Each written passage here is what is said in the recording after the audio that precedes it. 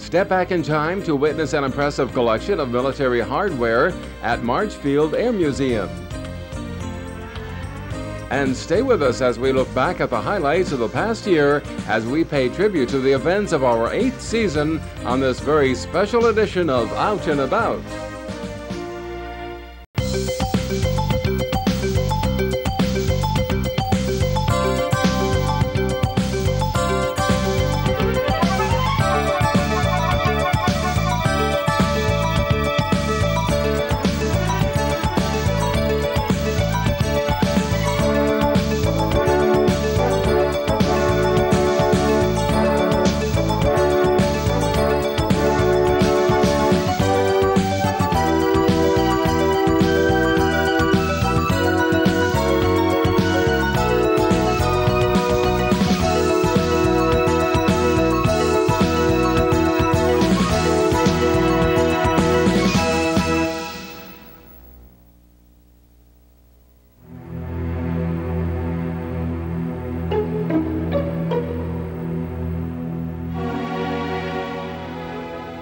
In the heart of Riverside County, we find ourselves at the top of the control tower at March Air Force Base, gazing at a sea of C-141 transport planes which await below. We've got an active reserve base with KR-135s and C-141 operations, along with an alert mission of F-16s. We saw a plane come in a few minutes ago that has this saucer-like disc on top of it. What is that? The saucer-like disc, that would have been an EA-3 or E-2. I'd have to take a look out on the flight line to see which one it is. That has radar capability for in-flight monitoring of aircraft and different operations. Now, where we're located is very strategic, isn't it? Yeah, it is a strategic place. We're on the west coast, kind of conveniently located about 40 miles off the coast in Riverside County. We can launch things into the desert along, as well as onto the Pacific Ocean. March Air Force Base is the launching point of a series of military adventures which would later take us to Seattle and the state of Washington. On this early Tuesday afternoon, we were allowed access to the top of the tower at March Field and met with the air traffic controllers responsible for scrambling jets during actual military operations. Well, the air traffic controllers naturally provide the expeditious, smooth flow of movement of aircraft, the separation of aircraft, and make sure everything's taken care of by it. Now, this afternoon it seems rather calm and peaceful, but I imagine there are moments that are not. Yeah, that's the way it is. A lot of times it is calm, and then you get hit with rushes. Unlike civilian airports are on timetables with civilian aircraft constantly flowing on schedules. Military, a lot of their operations are condensed for missions, and they all go out at the same time many times, and they all come back at the same time, which makes it a little bit tough. Interestingly enough, as a sideline here, there's some intriguing trucks down below. What are they doing? Well, some of those trucks are used to actually load the C-141 aircraft. We palletize the cargo, and basically they load the pallets on those. They drive the K-loaders up to the rear of the C-141 and load the pallets onto the aircraft.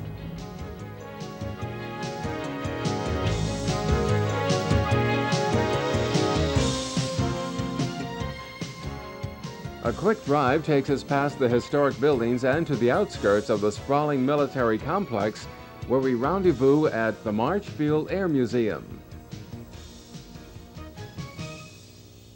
Inside the 27,000 square foot hangar lies a vast collection of some 2,000 artifacts from the major wars of the century, including photographs, uniforms, weapons, and authentic aircraft. Well, we've got about 55 aircraft on display. Most of them are still on loan from the United States Air Force Museum at Wright-Patterson. This is adjacent to or right on the base? I'm trying to figure out where we are here. Well, we're sitting right on the edge of the base. Originally, the museum was located on the base, and eventually it was moved in the early 90s to the side of the base, and we have a direct entrance out to the freeway. It'd be kind of fun if you could describe to everybody some of the things we've been seeing around here. There's more than planes. Well, we've got about 2,000 artifacts on display in our museum, along with our over 50 aircraft. And a lot of it is recording the history of March Field from its beginning in 1918 through World War I, into a training period between the wars, through World War II, and then into the Strategic Air Command era, which started in the late 40s, early 50s. I thought I saw something that looked like a flight simulator. Well, we have actually an old flight simulator. We have one of the original flight simulators. We also have two F-4 simulators here. We also have a B-52 simulator, so there's actually a number of simulators.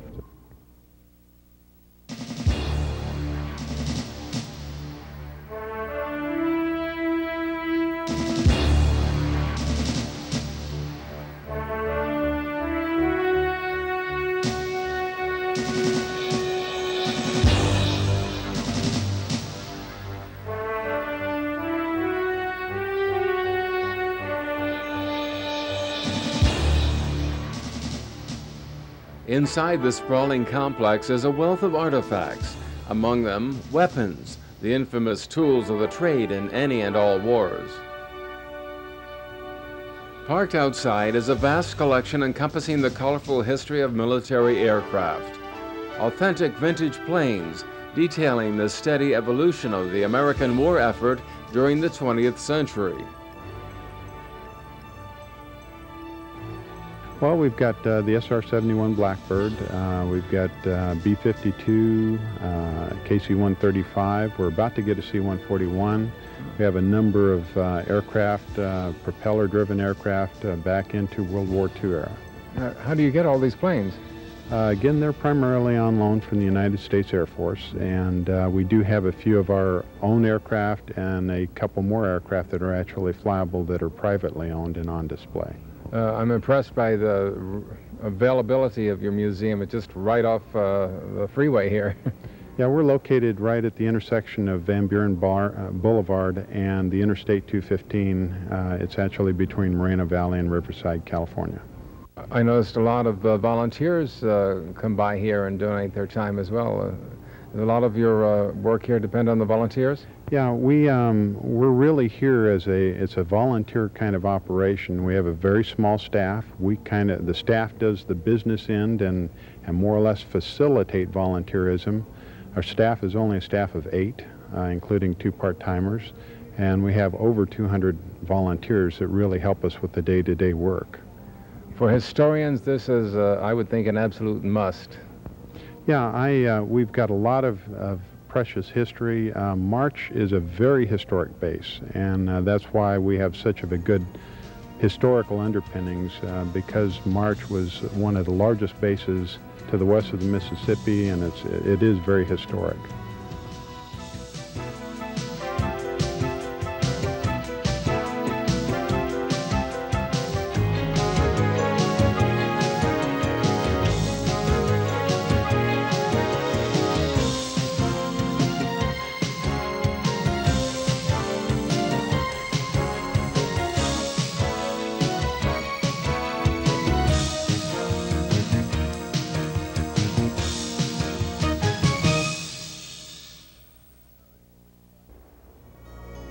When we return, we'll reflect back on the previous year filled with stark contrasts and startling beauty. Stay with us as we celebrate our 8th season with a remarkable glimpse at the highlights of the past year.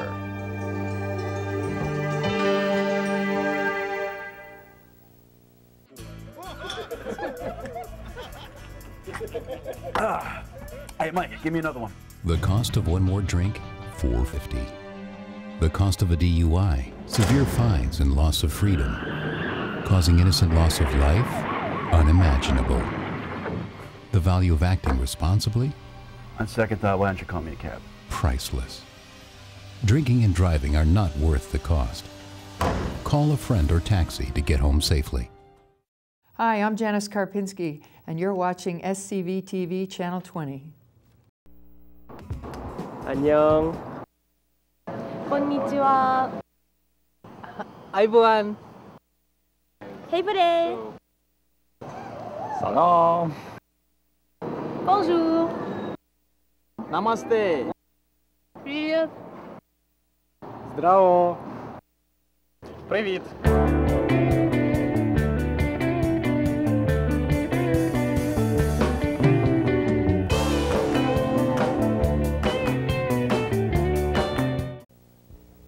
Welcome back to Out and About. The time has come once again to reflect back on the highlights of the past season. One of the first stories of the previous 12 months took us to the UCLA Fowler Museum of Cultural History, where we explored the history, beauty, and fantasy of the ever-popular bicycle. And this time, we apply a similar theme to the past year. This season has taken us to a myriad of locations, from the peaceful solitude of a rose garden to the rollicking adventure of a rodeo, or from the serenity of an African village to the whimsical playfulness of Legoland. The experience has been enlightening and has expanded our appreciation of Southern California as an endless arena of adventure and opportunity. As we proudly wrap up our 8th season, you'll agree that it's been a year of history, beauty, and fantasy. This one's made in 1868. It's a very rare, unique piece, hand-carved. It's a griffin's head that you see there. And this piece was exhibited in 1907 in Paris in the Grand Palais, the retrospective of cycling history. And it's in mostly original condition. I have ridden it, actually. A lot of the bicycles in this exhibition are not rideable because they're not in good structural condition, though. When you own some of these pieces, you feel like you deserve to get on them and try them, if anybody has the right to do that.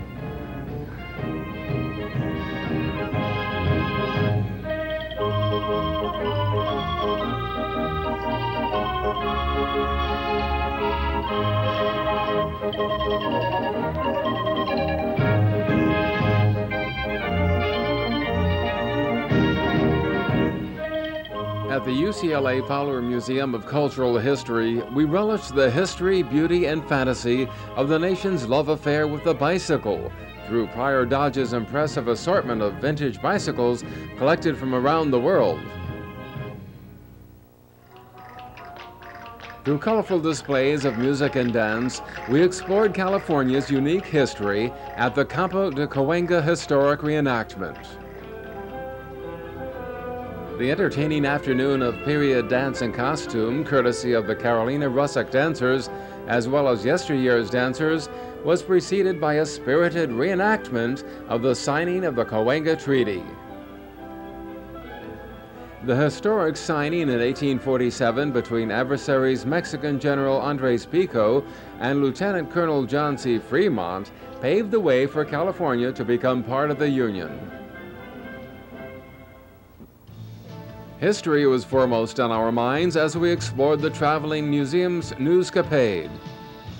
The touring exhibit from Washington, D.C. offered a wealth of historic information detailing the impact of print and electronic journalism and the effect it has on global affairs as information and propaganda shape our shrinking world. And global history was turned inside out as a ghost of the Cold War sailed into Long Beach Harbor in the form of a Russian Scorpion-class submarine.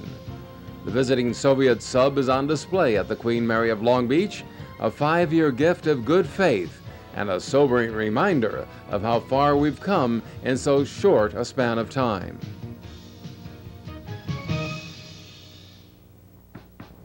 And continuing our fascination with the city of Long Beach, we paid tribute to the men and women of the air at the annual Wings Over Long Beach. The popular assembly of airplanes of today, tomorrow, and yesteryear honors the spirit of America's flyers and gives the public a chance to explore a myriad of new and nostalgic aircraft. But the most striking attraction of these famous runways was the appearance of the clipped wings, an historic assembly of flight attendants, past and present, who displayed a style and grace which rivaled the attention of the surrounding aircraft. In Long Beach, we also witnessed a colorful collection of kilted Klansmen who skirted the issue of their plaid attire to compete in the Highland Games. The Queen Mary Scottish Festival offered kilted bagpipe players featuring the pageantry of an authentic Scottish parade.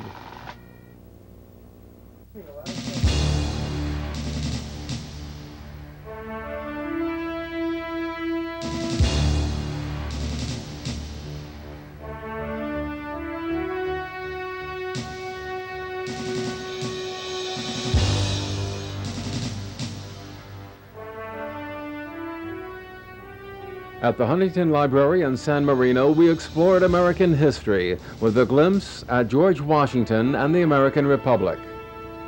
The priceless collection of documents, letters, and portraits paint an historic picture of one of our most beloved of American icons. And ancient history reared its head when we visited the San Diego Museum of Man for a glimpse at Mysteries of the Mummies, a vast collection of preserved specimens from around the world which explores the contrasting death rituals of many global cultures. And as we wrap up the historic leg of our journey, we witness the power of Tarbosaurus rex, centerpiece of the great Russian dinosaurs. The Natural History Museum of LA County's examination of dinosaur specimens retrieved from the magnificent steppes of Russia.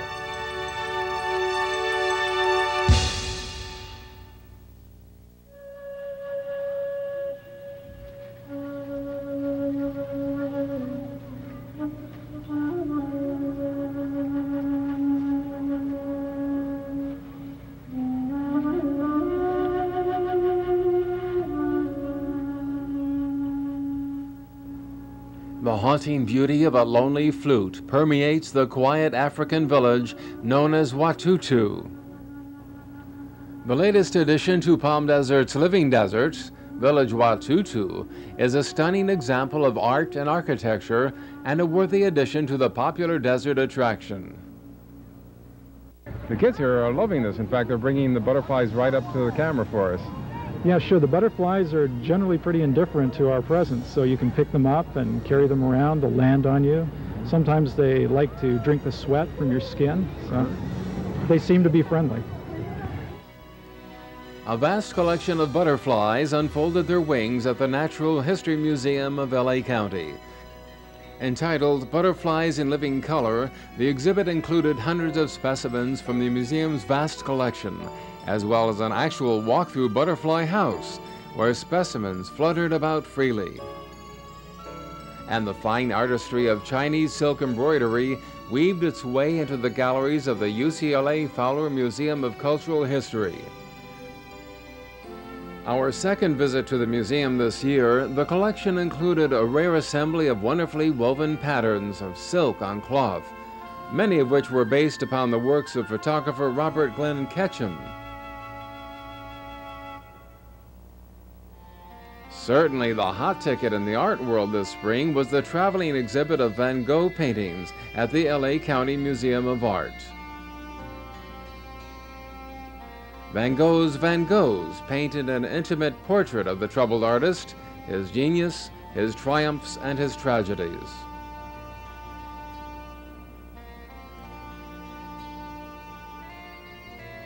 An intimate stroll through the Huntington Library's wondrous rose garden offered us a chance to smell the roses, and the peaceful afternoon offered a bountiful bouquet of fragrant blossoms.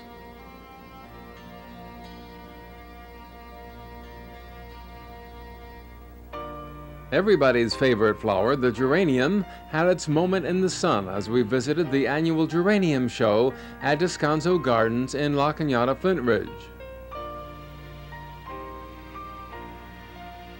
The peaceful beauty of the Japanese garden in Van Nuys offered stark examples of intimacy and simplicity.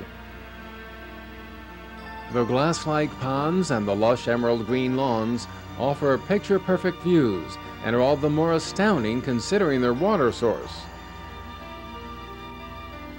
Adjacent to the Tillman Water Reclamation Plant, the Japanese garden derives its water from the sewage treatment facility, which keeps it lush and green year-round.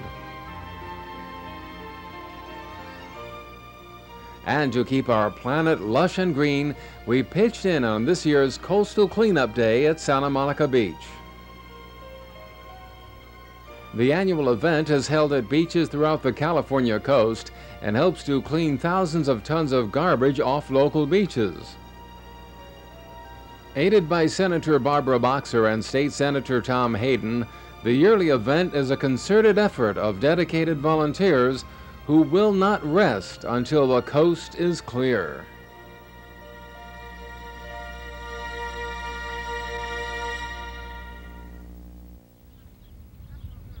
Horses come here to have a life, don't they? To have a home. Yes, they come here. They're no longer slaves out there. When they come here, we're the slaves. We groom them, we feed them, we plan special diets for them, we love them, and we'll care for them until they die.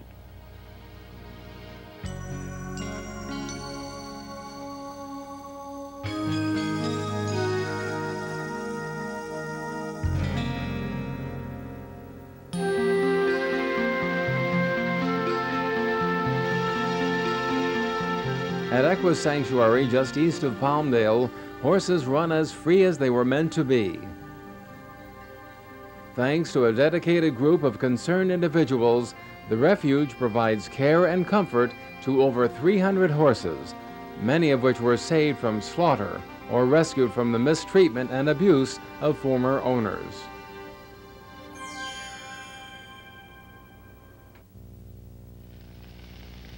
The big question is, what are we cooking today? Today I'm actually making a couple of dishes, orthopteran orzo, which are crickets in a pasta, orzo pasta. And we're also cooking a giant Vietnamese centipede. This is a recipe in my book called Ample Drumsticks. In short, we are cooking bugs for human consumption, right? That's right. Well, the Eat a Bug cookbook, we have to live up to the name there. I guess you do.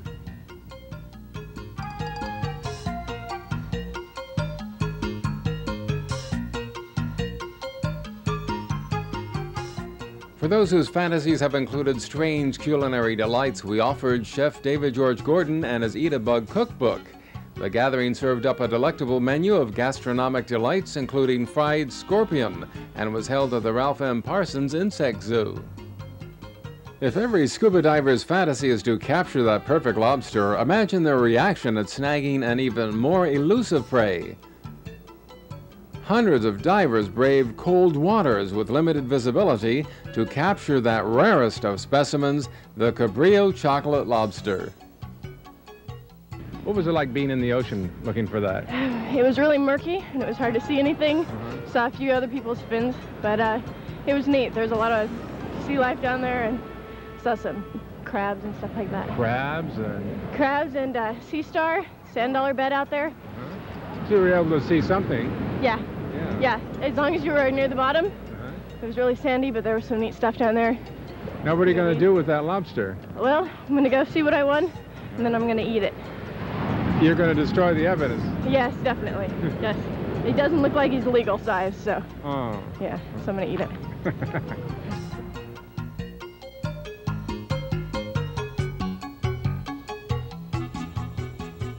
The colorful playfulness of Legoland helps to bring out the kid in everybody, and our trip to Southern California's newest theme park offered impressive examples of building ingenuity in a land that will always be under construction. Our playful fantasies of California freeway chases were realized at the annual International Modeler Show. The gathering of remote-powered cars as well as airplanes of every make and vintage offered collectors ample playtime to test out their new models. Even model boaters were able to take to the water as a whimsical array of watercraft filled the tiny pond.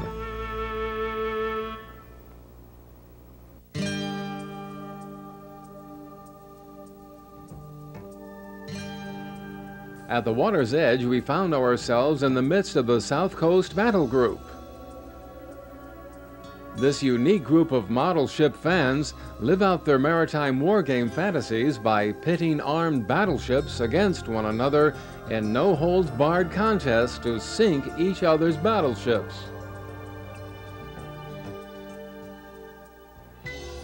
In Santa Barbara, we soared above the treetops when we experienced the ultralight flight of paragliding and hang gliding, sports which are soaring in popularity.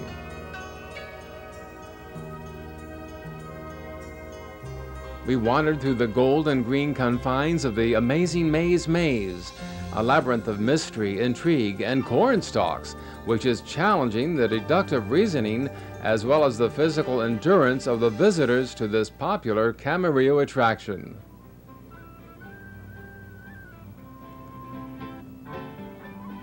The fantasy and allure of the American West attracted cowpokes from across the state to Michael Martin Murphy's West Fest. Held at Glen Helen Regional Park in Devore, the spirited gathering included an authentic American rodeo, complete with ropers and bull riders, as well as a mountain man encampment and an Indian village.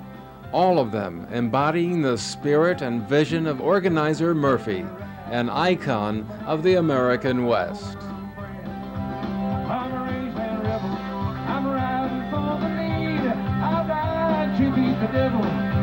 Beat the devil's stampede, beat the devil's stampede.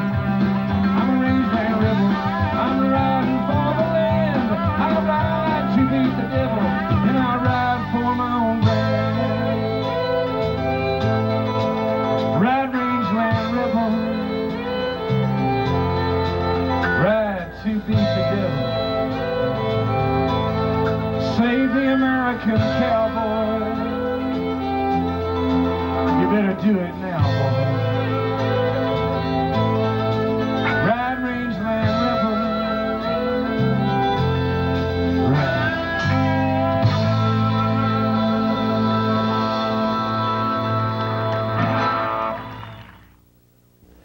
Traveling out and about has not only been a rewarding experience, but an educational one as well, expanding our conception of Southern California as a mecca for adventure and excitement.